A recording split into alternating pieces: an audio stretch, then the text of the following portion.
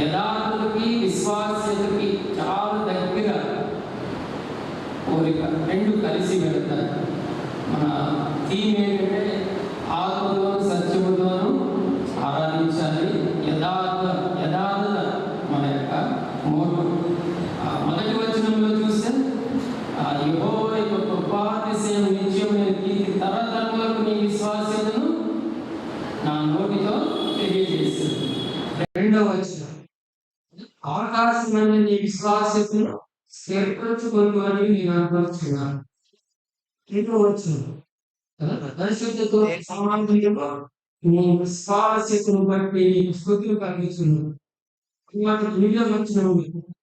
నీ విశ్వాసత చోట్లకి ఆవరింపబడి ఉన్నాను కూడా చూస్తాం. నా విశ్వాసతి నా కృపై అతనికి తోడై ఉండును. దావీదు ఆయన చెప్తా ఉన్నాడు. ఇక్కడ విశ్వాసత గురించి మనం చూస్తే నిజంగానే మన దేవుడు నమ్మదగిన దేవుడు. మనం నమ్మదగిన వారైనప్పటికీ నమ్మదగిన దేవుడు. 33వ వచనం చూడండి ఒకసారి, 89వ కీర్తనలోనే, కానీ నా కృపను అతనికి కొద్దిగా ఎడమ చేయను, అబద్ధికుడనైన నా విశ్వాసతను అబద్ధమాడని దేవుడు. అబద్ధమాడుటకు ఆయన నరుడు కాదు.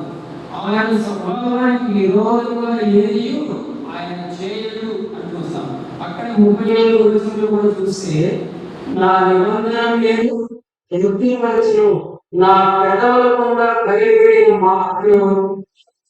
మాట ఇచ్చి రవించే దేవుడు, ప్రమాణం చేసే నేనే దేవుడు, మనకి గొప్ప దేవుడు, నమ్మదగిన దేవుడు. ఎవరే నమ్మకం గురించి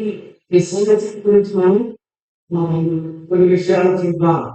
ఎందుకంటే ఏ చదువులను బయలు ఏ కలిసి బయలు లేదు.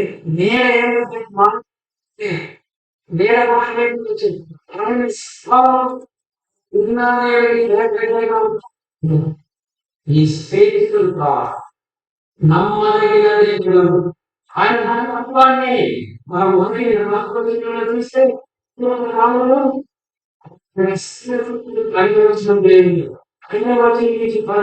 చూస్తే సమాజంలో జన్మలలో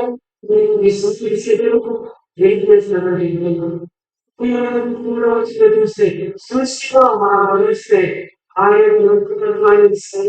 తెలియజేసినందుకు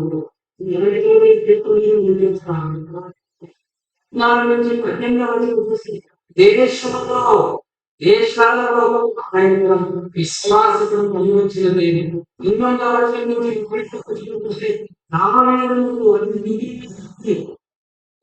విశ్వాసం తెలియజేశారు. ఈ ఉదయం 4 విషయాలు నమ్మకం గురించి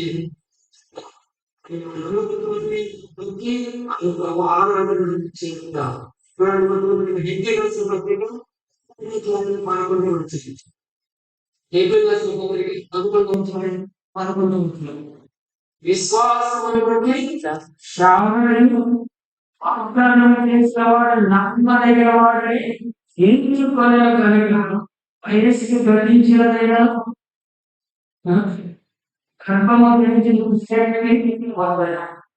దాదాపు 90 సంవత్సరాలు ఏ రీతి కనిపిస్తున్నా కూడా మానవ రూపొందించ సహజం పెట్టగలిగిన కానీ వాగ్దానం చేసేవాడు నమ్మదగిన దేవుడు. అబ్రహాము వాగ్దానం చేసే బిడ్డలు ఇస్తాను, అవకాశంలో ముఖ్యంగా విశ్వమైన సంతానం అనేక జనాభాలు పశువులుగా ఉంటాము. ఈ జనాభా వస్తాయని చెప్పినట్టు ఇక్కడ ఆయన ఈ hour God is faithful in provision. ఆయన అనుగ్రహించేవాడు, ఆయన గైడ్ చేయవాడు. ఎవరే కాదు చాలా మరి ఆయన ప్రబోధన చేసే వాగ్దానం చేసినట్టుగా ఆయన బిడ్డను అనుగ్రహించాడు. ఆయన దయచేసే దేవుడు, ఆయన దయచేసే దేవుడు కనుకనే ఇంగ్లీష్‌లో ఏముందంటే Sarah received power to conceive అని ఉంది. వాగ్దానం మేరకు శారాకు శక్తిని ప్రసాదించిన దేవుడు. ఈ ఉదయకాలం నిజంగా దేవుడు మనకి ఎన్ని అనుగ్రహిస్తూ ఉన్నాడు. ఊపిరి పీల్చుకుంటున్నామంటే ఆయన ఇచ్చిందే. గుండె దెబ్బ దెబ్బ కొట్టుకుంటాం. ఒకసారి ఆగిపోతే ఏమైపోద్ది? చనిపోతాం కదా. ఆరోగ్యం ఇచ్చాడు, బిడ్డల్నిచ్చాడు, కుటుంబాలనిచ్చాడు, సహవాసంనిచ్చాడు, ఆత్మ సంబంధమైన ఆశీర్వాదాలనిచ్చాడు, శ్రేష్టమైన ఈవులతో మనల్ని నింపుతూ ఉన్నాడు. ఆయనే మనకు మూలం. ఆయన అనుగ్రహించే దేవుడు. అనుగ్రహించే దేవుడు. అపోస్తల కార్యాలు ఒకసారి పౌలు భక్తుడు ఏమంటున్నాడో చూద్దాం. అపోస్తల కార్యాలు 17వ అధ్యాయం 25వ వచనం. 25వ వచనం. ఇక్కడ పౌలు తన పరిచర్యల ముందుకు వెళ్తున్నప్పుడు, పౌలు శీల ముందుకు వెళ్తా ఉన్నారు. ఏథెన్స్ అనే పట్టణానికి వచ్చినప్పుడు, ఏథెన్స్ పట్టణంలో అదంతా విగ్రహాలతో నిండి ఉన్న పట్టణము. అతి దేవతా భక్తి కలిగిన జనులు. వాళ్ళు ఎటువంటి వాళ్ళంటే ఏథెన్స్ వారు ఏదైనా కొత్త సంగతి చెప్పాలి, లేదా కొత్త సంగతి వినాలి. వారితో అపోస్తలుడైన పౌలు మాట్లాడుతున్నాడు. 24వ వచనంలో చూస్తే, తెలియబడని దేవునికి ఆరాధన చేస్తా ఉన్నారు, పూజిస్తా ఉన్నారు. అది కాదు, జీవం గల దేవుని గురించి అని మాట్లాడు. జగత్తును 24వ వచనం, అందరి సమస్తమును నిర్మించిన దేవుడు తానే ఆకాశమునకును భూమికిని ప్రభువై ఉన్నందున హస్తకృతములైన ఆలయములలో నివసింపుడు. ఆయన అందరికిని జీవమును ఊపిరిని అంటే ఆత్మీయమైన చనిపోయిన నిర్జీవమైన స్థితిలో ఉన్నప్పుడు యేసు ప్రభు ద్వారా మరలా జీవాన్ని, నిత్య జీవాన్ని దేవుడు మనకి దయచేశాడు, అనుగ్రహించాడు. ఆయన శిలువలో చేసిన కార్యాన్ని బట్టి నిత్య జీవం మనకు అనుగ్రహించబడింది. మనం నమ్మాము ఆయన ప్రభు అని, మన పాపాల కొరకు చనిపోయాడని, మనకు బదులుగా చనిపోయాడని మనం నమ్మాం గనక ఆ జీవుని, నిత్య జీవాన్ని అనుగ్రహించాడు. ఉదయకాలం, ప్రభువా నాకు జీవాన్ని ఇచ్చావు, నీకు వందనాలు, నీకు స్తోత్రాలు, మిమ్మల్ని ఆరాధిస్తూ ఉన్నానని ఆయన దయచేయువాడు నమ్మదగిన దేవుడు. యెషయా గ్రంథం 25వ అధ్యాయం, యెషయా గ్రంథం 25వ అధ్యాయం 9వ వచనం.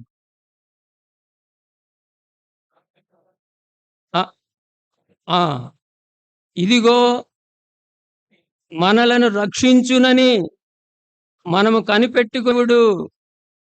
కనిపెట్టుకొనిన యెహోవా ఈయనే, ఆ మూలము కాకును మనల్ని కాపాడుతూ ఉన్నాడు. ఆయన నమ్మదగిన దేవుడు. God is faithful in provision and God is faithful in protection. మనల్ని ఎంతగా కాపాడుతూ ఉన్నాడు. ఉదయం లేచిన కాడి నుంచి మన బాధ్యతల్లో, మన కార్యకలాపాల్లో, రోడ్డు మీదకి వెళ్తున్నప్పుడు, ఆఫీస్కి వెళ్తున్నప్పుడు, పనికి వెళ్తున్నప్పుడు ఏమైనా జరగచ్చు. కానీ ఆయన మనల్ని కాపాడుతూ ఉన్నాడు. ఆయన మనల్ని మన ప్రాణాత్మ దేహములను కాపాడుతున్నాడు. 91వ కీర్తన 11వ వచనం చూడండి. నీ మార్గములన్నిటిలో నిన్ను కాపాడుటకు ఆయన నిన్ను గూర్చి తన దూతలకు ఆయన కాపుదల, ఆయన భద్రత లేకపోతే మనం ఏమైపోతాం? మన మార్గాలన్నిటిలో ఆయన మనల్ని కాపాడటానికి ఆయన దూతలను ఆజ్ఞాపిస్తాడు, కావలి ఉంచుతాడండి. Z+ కేటగిరీ అని ఎవరికి ఇస్తారు? మంత్రులకు, ప్రధానమంత్రి, ముఖ్యమంత్రులకు ఇస్తారు. అలాగ పెట్టినా సరే ఇందిరాగాంధీ గారిని ఏం చేశారు? చంపేశారు. చనిపోయింది, ప్రొటెక్షన్ లేదు. కానీ మన దేవుడు నమ్మదగిన దేవుడు. మనం నిర్మూలం కాకుంటే ఆయన మనల్ని కాపాడే దేవుడు, నమ్మదగిన దేవుడు కదా. 121వ కీర్తన చూద్దాం ఒకసారి. చూడండి, 121వ కీర్తన. ఆయన ప్రొటెక్షన్ ఎంతగా ఉంది చూడండి మనకి. 121వ కీర్తన 3వ వచనం. ఆయన నీ పాదము తొట్టిల్లనియడు, నిన్ను కాపాడువాడు కునుకడు, ఇశ్రాయేలుని కాపాడువాడు కునుకడు, నిద్ర. ఎంత మంచి దేవుడు అంటే! అనుగ్రహించే దేవుడు, కాపాడే దేవుడు. అసలు నిజంగా ఆరాధన మనం నిజంగా దేవుణ్ణి ఎరిగితే, ఆయన వ్యక్తిత్వాన్ని ఎరిగితే, ఆయన స్వభావాన్ని ఎరిగితే ఆరాధించకుండా ఉండలేము. మన సంతోషం, ఆనందంతో పెల్లుబికి ఉత్సహించి, ఉత్సాహంగా మనం ఆయన్ని ఆరాధిస్తాం. యాంత్రికంగా కాదండి. యథార్థంగా. మా దేవుడు నమ్మదగిన దేవుడు. రక్షణ దయచేసిన దేవుడు. నన్ను కాపాడే దేవుడు. ఆయన ఇక్కడే ఈ 121 కీర్తనలో చూస్తే కాపాడును 6 సార్లు చూస్తాం. ఇశ్రాయేలుని కాపాడువాడు కునుకుడు నిద్రపోడు. యెహోవాయే నిన్ను కాపాడువాడు. వాటిని ఏం చేస్తారంటే కట్ చేయటం కదా! విశ్వాసి యొక్క జీవితంలో నా జీవితంలో దేవుడు ఏం చేస్తాడంటే పనికిరాని వాటిని తొలగించటానికి పరీక్షలు పంపిస్తాడు. పరిస్థితులు పంపిస్తాడు. శ్రమలు పంపిస్తాడు. అయ్యో! అలా మనం అనుకోకూడదు. 119వ కీర్తన చూడండి ఒకసారి.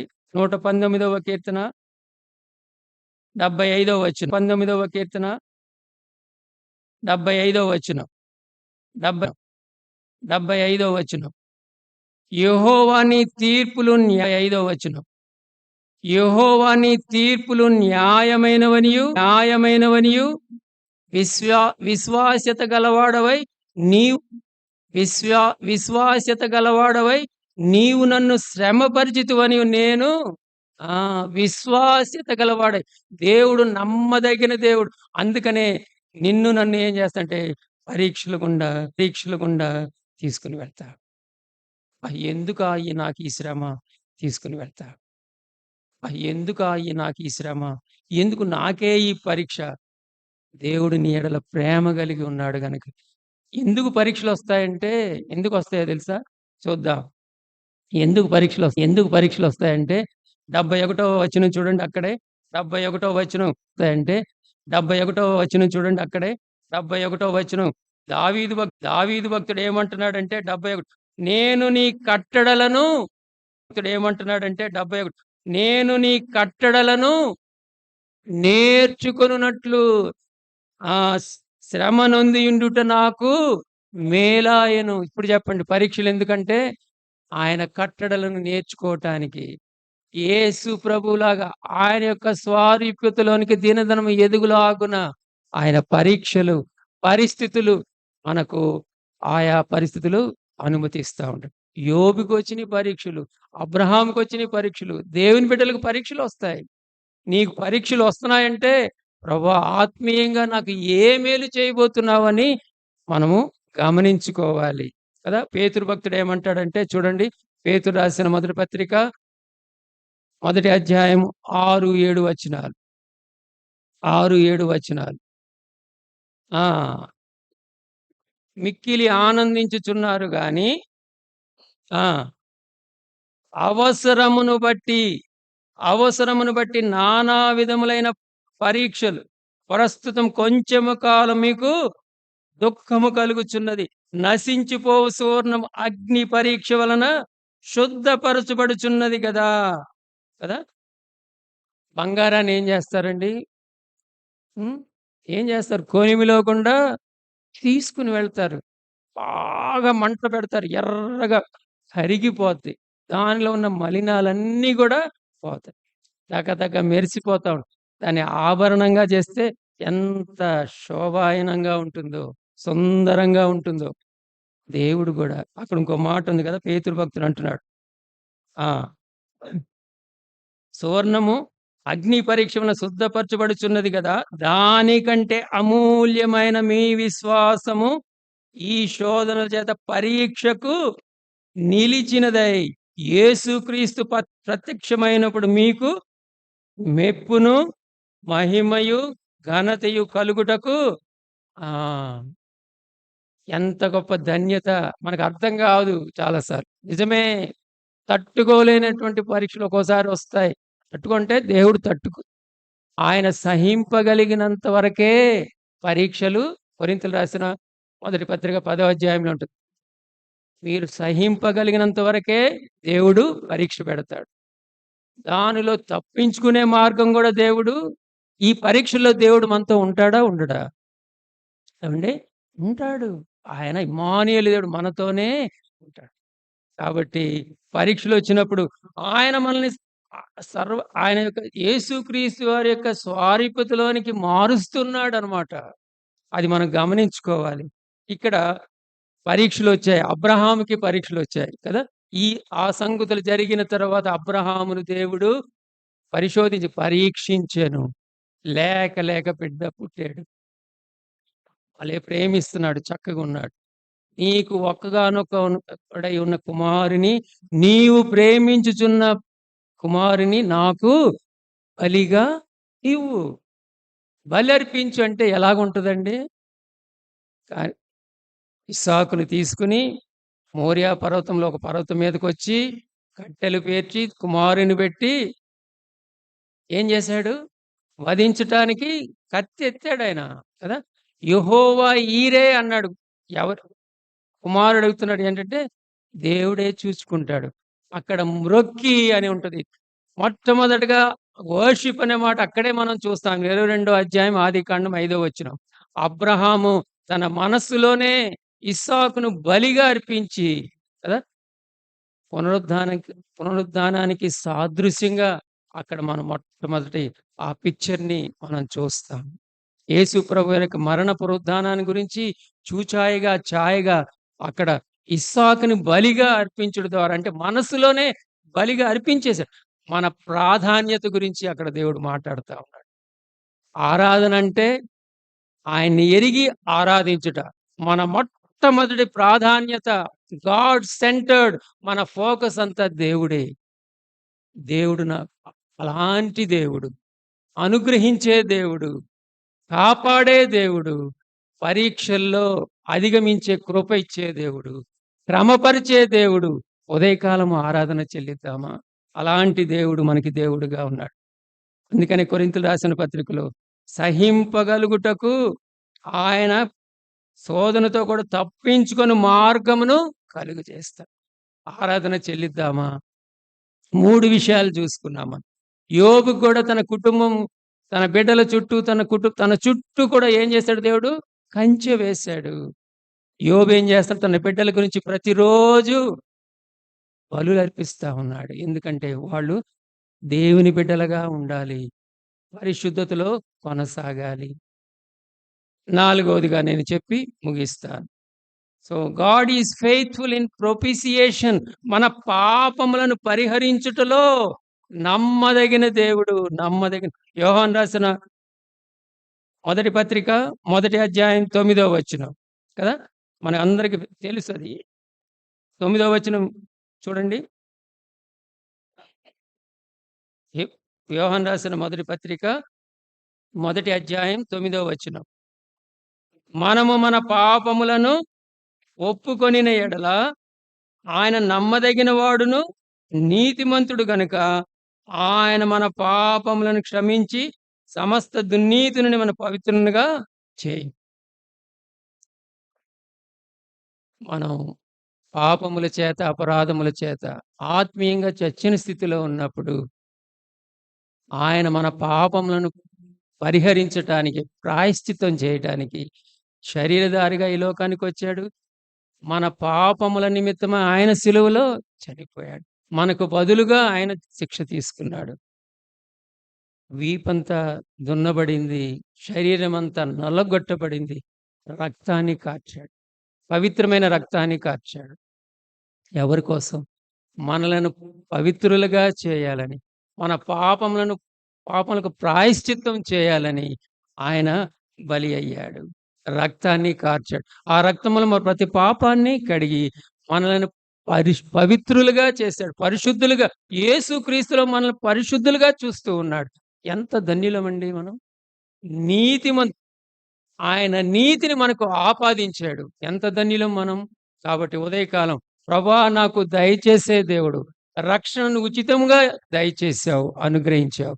మిమ్మల్ని పూజిస్తూ ఉన్నాను, ఆరాధిస్తూ ఉన్నాను. నన్ను కాపాడే దేవుడవు, నమ్మదగిన దేవుడవు, నన్ను కాపాడే దేవుడు, నా ప్రాణాత్మ దేహాలను కాపాడే దేవుడవు, నమ్మదగిన దేవుడు.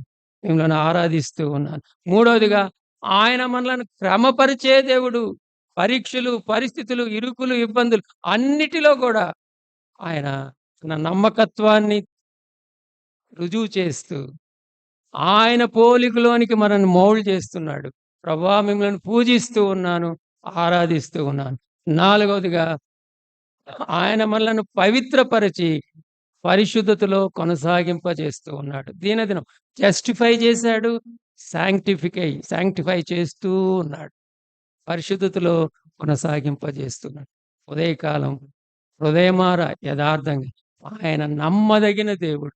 ఆయన విశ్వాస్యత చేత ఆవరింపబడి ఉన్న దేవుడు. అటువంటి దేవుని కలిగి ఉన్నాం గనక ఆయన ఆరాధిద్దామా? కండ్లు మూసుకోండి. ఆయనకి యథార్థంగా ఆరాధన చెయ్యాలి. యాంత్రికంగా కాదు. నీకు ఒక్క మాట గుర్తుంటే ఒక్క మాటతో.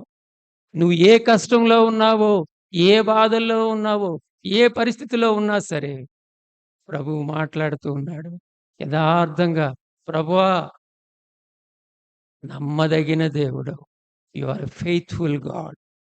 గ్రేట్ ఈస్ థై ఫెయిత్‌ఫుల్‌నెస్ అంటాం కదా! ఆయన రెక్కల కింద మనకు భద్రత, ఆశ్రయం. ఇటువైపు 1000 మంది పడిన, ఇటువంటి 10,000 మంది పడిన అపాయము నీ యొద్దకు రాదు. మనల్ని కాపాడే దేవుడు, క్రమపరిచే దేవుడు, పరిశుద్ధతలో కొనసాగింపజేసే దేవుడు. ఆయన నమ్మకత్వాన్ని బట్టి ఆయన పూజిద్దాము, ఆయన ఆరాధన చెల్లిద్దాం. ఆయనకే మహిమ ఘనత చెల్లిద్దాం. ఆరాధన చేద్దాం.